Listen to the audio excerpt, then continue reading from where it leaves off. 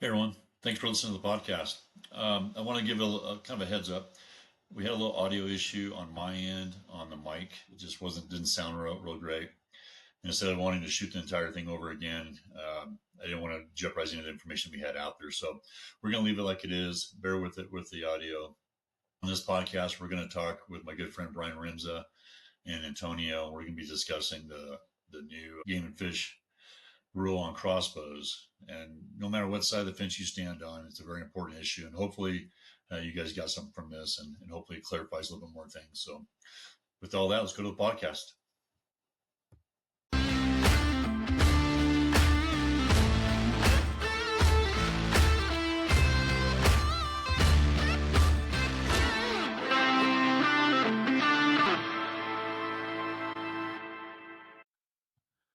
Hey everyone, welcome to the podcast today. I'm Brian Cronin. I'm with Antonio. We're gonna start calling you, I think, Antonio the Beard. A beard? Yeah, I mean, I'm gonna shave next week. well, I think you shaved this morning. I think your 5 o'clock shout out. I mean, they have hand models, they have feet models. You ought to have a beard model, right? Like somebody's got to do it. You're the guy, I'm telling you. But folks, thanks for joining us today. This is one of the podcasts we've been looking forward to doing. We're going to talk tonight about Arizona Game and Fish and their new rule change when it comes to crossbows, and this is something that I don't know if we've ever had a more heated debate over a rule change than what this one is. This is a pretty big one. Tonight we have with us Brian Rimsza. Brian is kind of, I won't say he's the one spearheading this at any means, but he's probably one of the more educational guys on this that probably knows more about it than anybody else does. So we want to get him on today, have him kind of talk and discuss it. There's a lot of misinformation out there right now on what's going on. And it's kind of like the telephone game. We just keep passing things on, and pretty soon it blows into this big thing that wasn't even what it's about. So hopefully today we get some things cleared up and we're all a little bit more at ease with it. So with that, I want to introduce Brian Rimsza. Brian, how you doing, buddy? I'm doing good, Brian. Thanks for having me on. And Antonio, it's nice to meet you. I don't know that we've ever met. So, Yeah, absolutely. Same here. Nice to meet you. yeah, it should be a good kind of conversation. And, the goal is to kind of dispel any misinformation and make sure people kind of understand the real information and kind of the real details behind this whole change. And, it's pretty important to make note that crossbow permits are not going away. Champ permits are not going away. People still have access to them. And so, we just need to talk about that stuff and kind of clear the air on some of those things. Absolutely. I've been reading a lot of the comments out there on social media, and I won't say there are a lot of ignorant comments, but there's a lot of comments out there that are misled that, people have asked, what I've had people come into the shop here during this, and this has been a process that we've been involved in for over a year now. And when they knew that I was kind of involved with it, they got some pretty heated discussions here in the shop. And once we start explaining the facts to them and you start showing them the data, everybody seems to understand. Like, you know what, I get it now. So that's kind of what we're here tonight to do is to kind of get through the misconceptions and kind of get in there. But Brian, tell us how this came about. So we've had in Arizona, we've had a champ tag system and we've had a temporary permanent crossbow permit system, correct? Yes. Okay. And so game and fish, since the quota data started coming in, my understanding is they started seeing, hey, we're starting to look at hard numbers now of who's harvesting what and how it's getting harvested. And I think the department came to the realization that, hey, we have an issue here that needs to be addressed. And so that's when this ball got rolling, my understanding is. But first of all, can you explain to everybody what's the difference between a champ tag and the temporary permanent crossbow as it sits as today? Well, as it sits today, I mean, a crossbow permit allows effectively anyone with a qualifying disability to get a crossbow, which would allow them to hunt during an archery season with a crossbow. And obviously, the technology of crossbows is quite a bit more efficient, can be a lot more accurate. I know people work really hard to be accurate with their crossbows. I'm not denying that. I'm just saying that with a scoped weapon that is tuned properly, you can really reach out and touch things at a much further distance. And so that's what the crossbow permit is. The champ permit is, for people that are permanently kind of physically disabled, giving them the ability to essentially shoot from a vehicle on a roadway, and kind of gives them more access to the country because of their disability. So it's generally more restrictive to get a champ permit than it is to get a crossbow permit. And you have to have both to be able to hunt with a crossbow, and you will still have to have both um, to effectively be able to hunt with a crossbow. So if you have a champ permit, you're going to have a crossbow permit once this new rule goes into effect, which will be July 1st of 2026.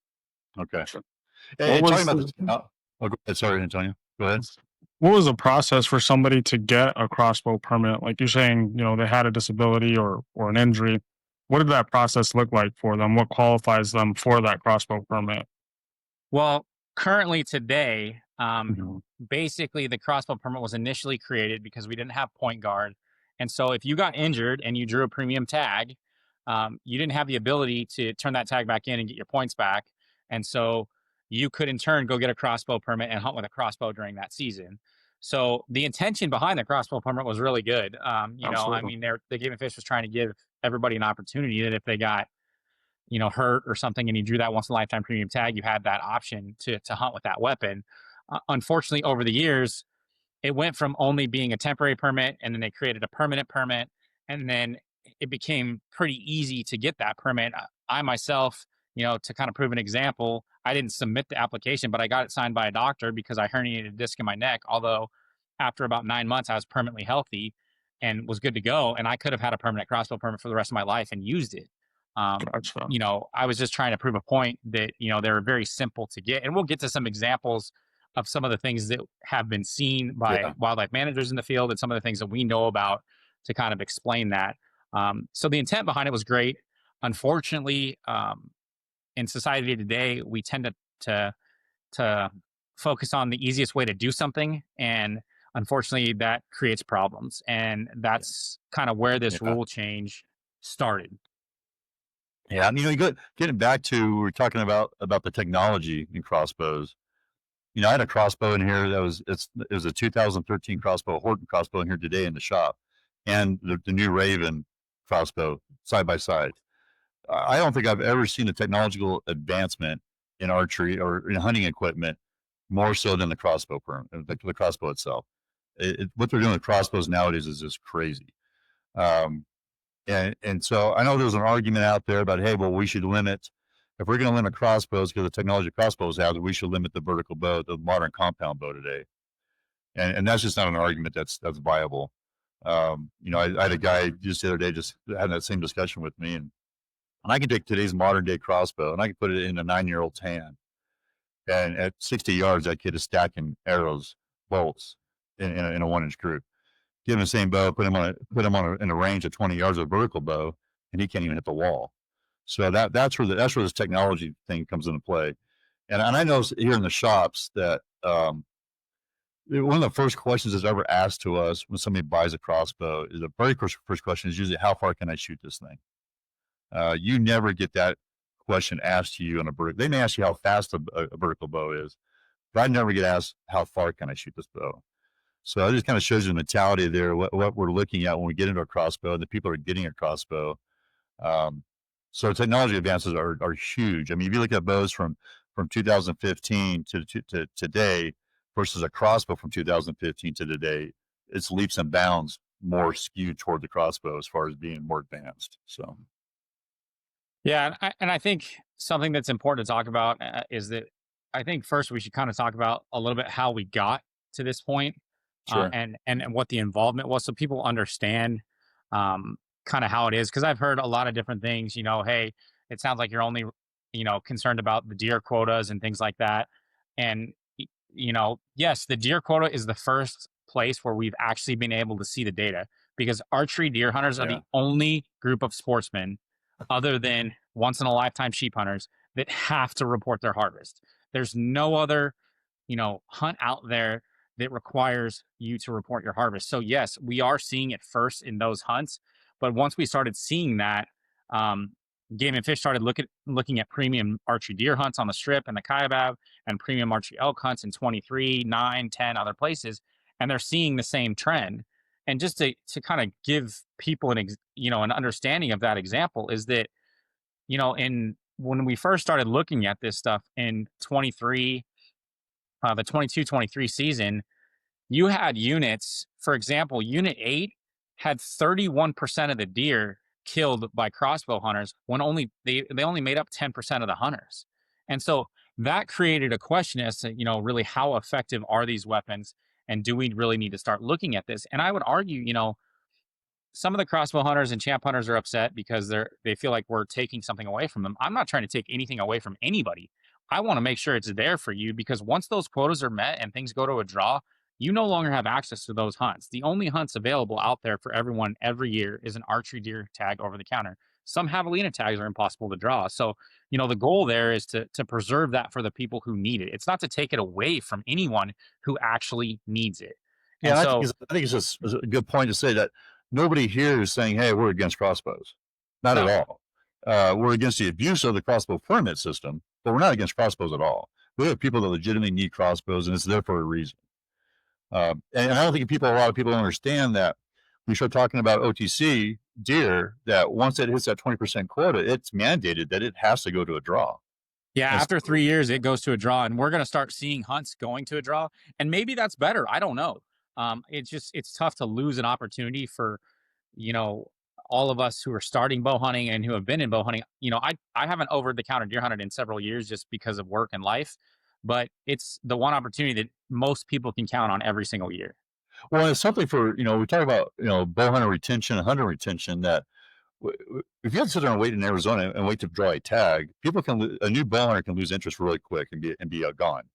With the OTC, that provides that every year, that opportunity to get out there. And we may only see that customer once a year, the first week of August, to come in and buy some broadheads, some arrows, but they're staying in it. If they have to wait 4 or 5, 6 years for a tag, chance of them losing interest and going somewhere else is very high. Yeah, and I would agree with you. And I mean, I've been working with Game and Fish since 2020 when we went to the quota system. And, there's some challenges there. I'm not going to lie to you, but, I'm very pleased with the fact that initially when we started this process, just so everybody knows, you have the commission and the department. They're two separate entities, although they fall under the same umbrella. Basically, the department makes recommendations to the commission, and the commission is the one who approves those recommendations or denies them. And the commission is made up of volunteers. They're not paid. They may not have a ton of wildlife, background. They do have usually some involvement in wildlife organizations, but it's not exactly how you would think. I mean, being in that field, you would think that if you're getting a recommendation from a wildlife biologist who has a PhD or a master's degree and is out there in the field, you would think the commission would, basically go along with that recommendation. That is not what happens. And I mean, it was never more prevalent in the last meeting, where, Larissa Harding, who we dealt with, made a recommendation on a quail recommendation because she was concerned about the population because of drought. And 3 commissioners basically cited the fact that they were too concerned because there wasn't enough time to notify quail hunters, and that people couldn't change their plans to come out here and hunt quail. When Larissa is basically explaining, look, we could cause some real damage that could take years and years to recover. And you just don't see that in a lot of places. And it was very challenging and disappointing.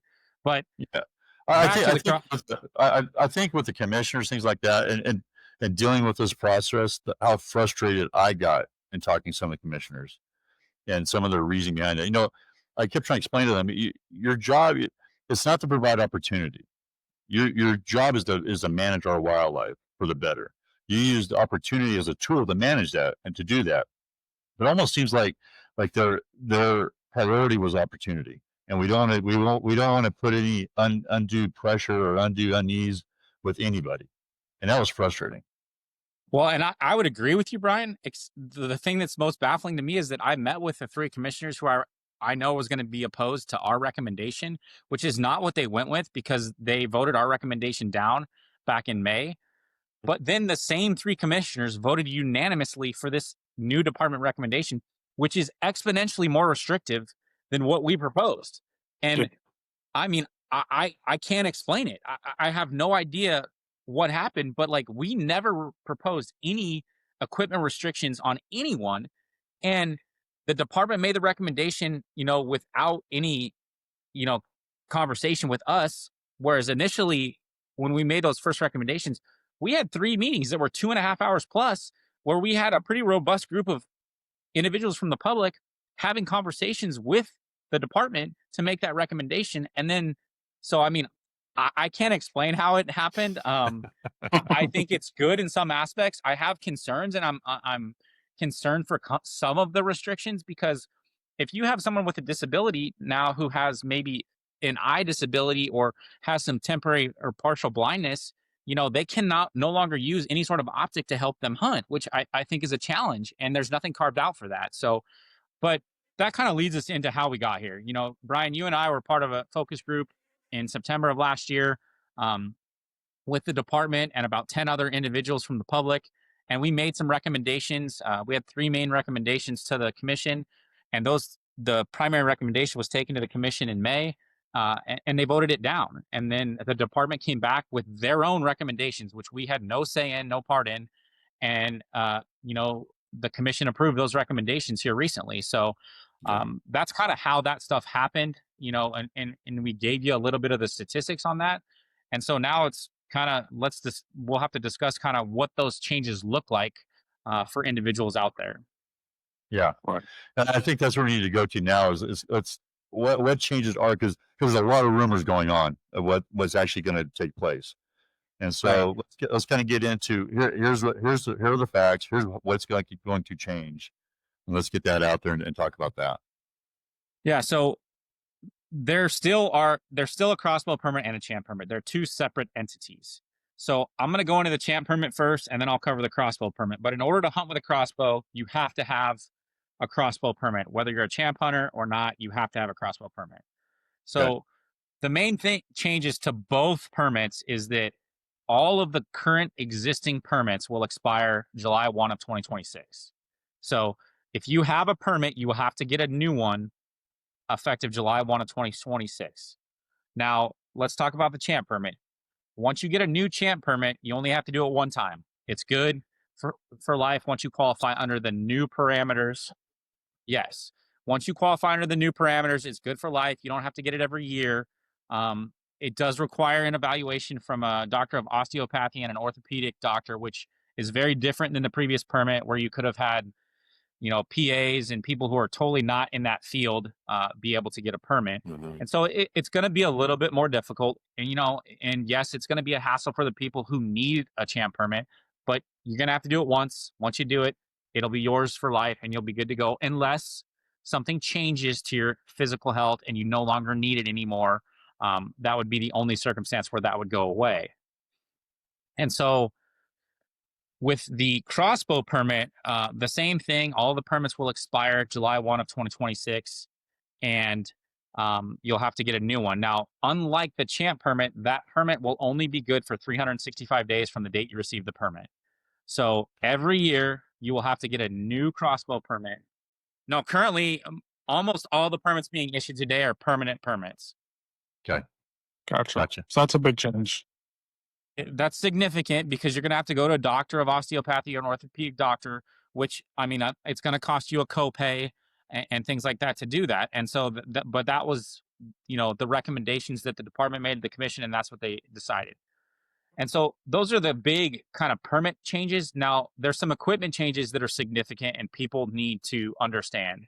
So the department moved forward with a couple significant equipment changes. One, so if you have only a crossbow permit, you cannot hunt with any magnified optic or a red dot of any sort. And so that's challenging, and that also applies to a champ permit. So the optic restrictions apply to both permits. And so that is challenging because, one, there is no optic on the market that is non-magnified for a crossbow. And most crossbows do not come with some sort of, manual sighting system. So I'm working to get to try and get a couple of the major optic manufacturers to manufacture a scope just with non-magnification. And I'm talking to the department, some of the people that we dealt with, to see if like Vortex makes a 1x scope that they say qualifies for non-magnified, but I want clarification before anybody puts that on on a crossbow and uses it.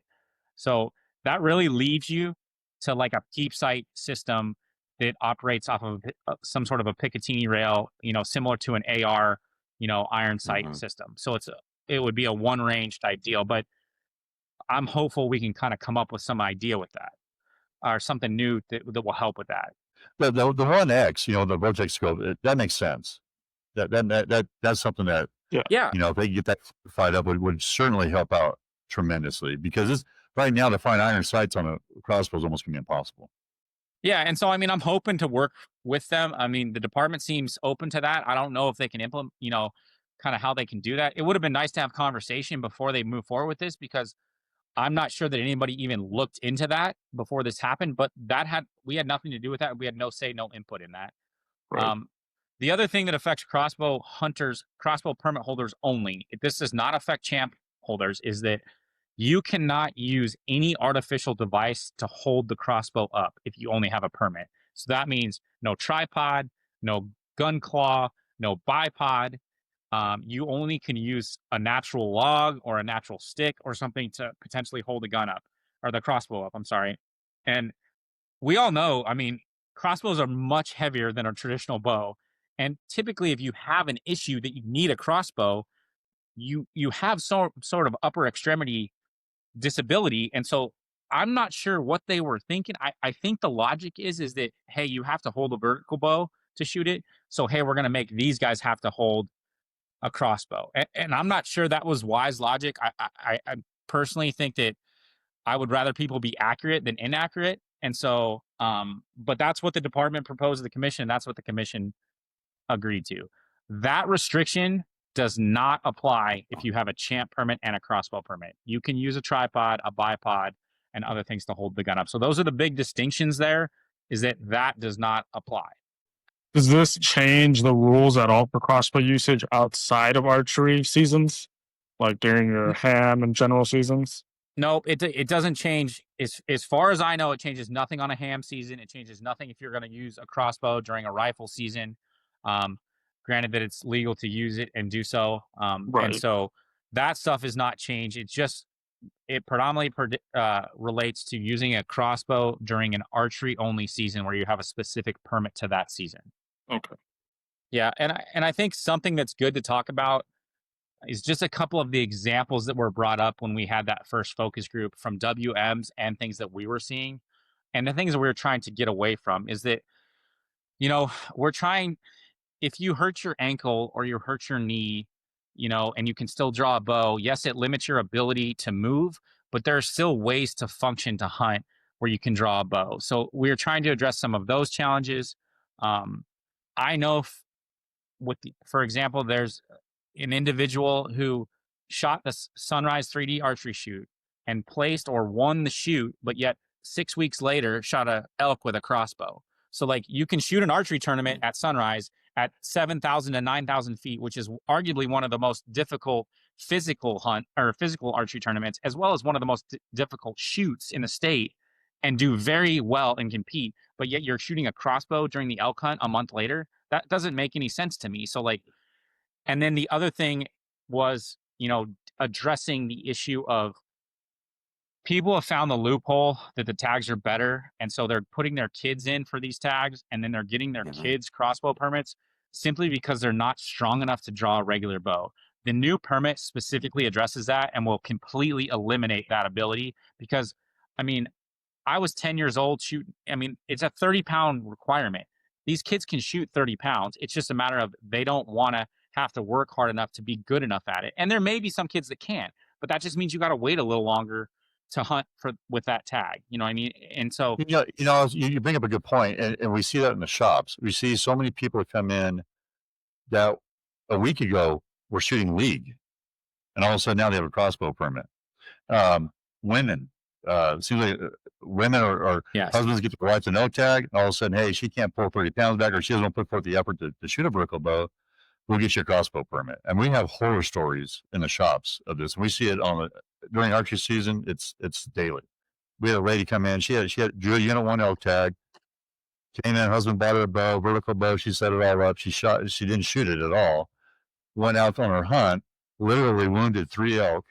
He got frustrated. They came in after a morning hunt in camo, bought a crossbow, went on the way up, got a doctor's note, went to Game and Fish, got the permit, went to Unit 1, killed a bull that night.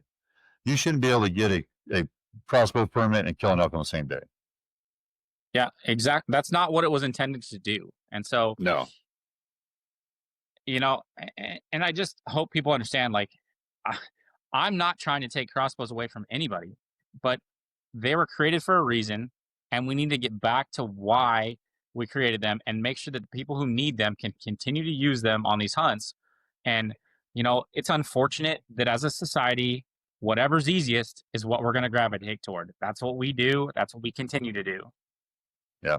Yeah. And it's sad because there are people that legitimately need it that unfortunately it got ruined for them. And that's what sucks. Yes. We talk about, so this rule it's now in stone. Is it correct? They're not going to come back and change this like they voted in May and they came back and changed it. I've never seen it be changed from this point forward. So I don't know if they have the ability to modify a few things like the equipment stuff, but at this point, the rule is moving forward and would go into effect July 1 of 2026. I think the department made some big steps in the right direction, and I commend the department, I commend the commission for doing that. I would like to see more public input on some of these things, like we had with our first focus group, because as far as I know, the Game and Fish Department has never done something like that, and it's pretty amazing. And the next step here, Brian, for me is to try to get all of us to encourage the commission to have mandatory reporting. We need accurate data of what is being killed in our state so that we can make accurate recommendations on tag numbers and permits and things like that. And I have not talked to anybody that is against that, but getting the department to accept it because of technological challenges and all sorts of different things has just been very, very challenging to do. I think with e-tags, we're a little step closer. But we should know exactly how many elk are killed, how many deer are killed on hunts. Absolutely. So that we can make the best recommendation. Yeah, you cannot manage something unless you know what you're taking out of it. That's a guesstimate. I remember back in COVID when they were talking about when they were starting to shut units down, and they were going out to survey cards, and we asked them, well, how many survey cards did you get back? We got back 20%. It's 25 to 40% depending on the hunt. That's not a lot of data to be making big decisions with, and I think it just becomes a guesstimate. So I'm with you. I think I've said this for years. Mandate harvest reporting should be automatic. So. Yeah, and I think it's pretty easy. Some of the challenges come from like, hey, do we penalize people? And honestly, I don't think you have to penalize anyone. When they go to apply for the draw, just force them to do their hunter surveys. Yes, the data will be a little bit later than you would like, but once you start having a couple years of data, you're going to have what you need, even if it comes in a little bit later. And, it's going to make us better. Our wildlife's a finite resource. They're not, we have to manage it accordingly and make sure that it's protected so that, my kids, my grandkids, can hunt these animals and do the things that we like to do. And when we have years like we're in right now with the drought that we have, these animals are taking a hit. We need to be on top of this because, you get 2 or 3 years into this thing, we could be devastating our wildlife right now if we're not knowing what's out there, what's going on. Yes, 100%. And, that's when I have a hard time when the commission doesn't follow along with recommendations from biologists who are in the field, paid to do their job, and they are the experts, and they're making a recommendation. Yes, it may be a little more restrictive of a recommendation, but I would rather be more restrictive when we're talking about our wildlife, which is a very limited resource, than less restrictive and pay the price for a long time down the road. Yeah, it seems like they almost like if there's any inconvenience at all, they balk at it. Like, we can't do this because it's going to inconvenience somebody. Well, this is not a right. I mean, it is a right. I shouldn't say, but it's to be able to go out there and hunt and things like that. if they come in and say, hey, we're shutting down Unit 1 elk because of this, and here's our data to show you, it will suck, but I get it. I understand that. That's what your job is to make sure that we preserve our wildlife. Just show us the data. Give us the data, collect the information, and make those kind of decisions, not on emotion or on public input so much, but on data. Present that and go with it. I think that my biggest frustration with the commission is that they're listening to all the people, all their constituents, basically in their area, in the area and state of Arizona, where we're looking at the department and they're looking at the facts and the numbers and the WMs out there, and it seems like they're butting heads. Yeah, and I think there's always been a challenge between the commission and the department, and there's a balance there, right? Like you need to provide the commission, supporting data to help them, but we need to help the department by giving them the data that they need and requiring it from us as hunters. I mean, it's our obligation to put that information in their hands and make it more difficult for people to just make an off the wall recommendation or determination because they don't have the data. And so I'm hopeful that we can see some strides to improve that. The commission has done some good things. They've done some things that make me scratch my head, and I completely don't understand because sometimes it just doesn't seem like there's a rhyme or reason behind it, and that's something that I have a hard time with. I mean, we should be using science-based data to make decisions on wildlife, and that's just the bottom line. I do think that the department is making. For so long we've always said, hey, the Game and Fish hates us bow hunters. They just don't like us. After being on this commission, what do you want to call it, this group that we were in, listening to the department, they're not against bow hunters at all. I don't think. I think they're actually trying to make some efforts to look at to preserve OTC, to do the right thing, and that's refreshing to see. Because I think so much it's the hunters against Game and Fish. We hear it all the time. Guys come in and when the quotas came out, people bitched and moaned about the quotas so much. And it's like, wait a minute, what's your facts? Well, I've hunted it forever. Well, we need that data. And those are the same guys that are up there killing the forkies on day 2. So they're bitching. So we have to have the data. And I think as hunters, we need to support that and encourage that. And we do. And I mean, we do, people talk about, this is dividing hunters. This is not about dividing hunters. Let's be honest, you guys. We have to hold ourselves accountable to what needs to be done. And I mean, it has nothing to do with segregating out a group. It's eliminating people that are abusing a problem. And unfortunately, when you do that, good people are impacted. It's just the way it works. But it's the right decision. For all of us. My dad hunts with a crossbow. Just killed an elk. 5 days ago with a crossbow because he can't even lift a water bottle with his arm, and he'll continue to hunt with a crossbow. But, I'm not against anyone. I don't want to take anything away from anyone. I want to make sure that we preserve it for everyone. And so that's why it's passionate to me and it's important to me to try to make these, arguments. And unfortunately, not everybody sees what goes into this. They just see the social media keyboard warrior who think they know what's going on. They haven't read the rule, even though it's published on the Game and Fish website. You can read it word for word. They never show up to a commission meeting, but then all of a sudden they're upset because something changed. And nobody likes change. It's just a hard thing to get adapted to. It is, and I think a lot of what's in it for. I know somebody on your post said, "What's in it for you, Brian?" Yeah, like we're making money off this thing. I actually, Timber Mesa, we're losing money. Our crossbow sales are going to drop. What's in it for us is preserving our wildlife and preserving our hunting and preserving that over-the-counter deer. I mean, that's what's in it for everybody. And I think in the archery world, it's always been this us against them, crossbows against vertical bow guides. That's always been there. But in the long run, we're all hunters.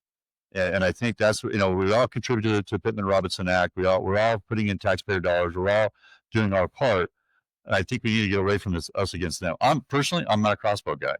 I don't like working on crossbows. I don't want to shoot a crossbow. It's just not my thing. However, they're there and they're there for a reason. So. Yeah. And I mean, that's the challenge. There are people that are against crossbows, and that's fine. I'm just telling you where my stance is at. When I try to bring something to the commission, my focus is not taking anything away from anyone. It's not trying to point out one group or another. It's just trying to make sound decisions based on the data that we have. and that's what we move forward with. And I've been fortunate. People told me when I took on the quota situation, good luck. I will say the department's a lot more receptive. There was a particular person who was there before who was not very receptive to anything, and that person retired. And so we've had much better conversations. And I appreciate it. We've got a new commissioner from up in your area, Mr. Kerr, and he's great. What I've seen so far, I'm pretty impressed, and so I hope it continues that way. And we're gonna get a new commissioner here in the next 6 months from the Southern Arizona region, so we'll see what that brings. But it's important, and it's a big responsibility. Well, I want to thank you for coming on. I think this information you need to get out there. I hope it helps people out. Yeah. I think it's good. So Yeah, absolutely. Anything you guys want to close with? If anybody has questions or concerns or wants the rules sent to them, obviously it'll be published. I think Game and Fish is working on a social media post to kind of clarify some differences. But you can email me, brianrimsza@gmail.com. I'm glad to send you anything I can, or have a conversation with anybody, because I'm not opposed to other people's views, and if there's a better way to do it, let's find it. Yep, absolutely. Yeah. Cool. Well, guys, appreciate it very much. Good conversation. I enjoyed it. Yeah, it was awesome. Thanks. All right. Guys, if you like and subscribe to the podcast, we'd appreciate it. If you have any questions, reach out to us at timbermaceoutdoors.com. Antonio and myself, help you out wherever we can, guys. Thank you. Thank you. Have a good night.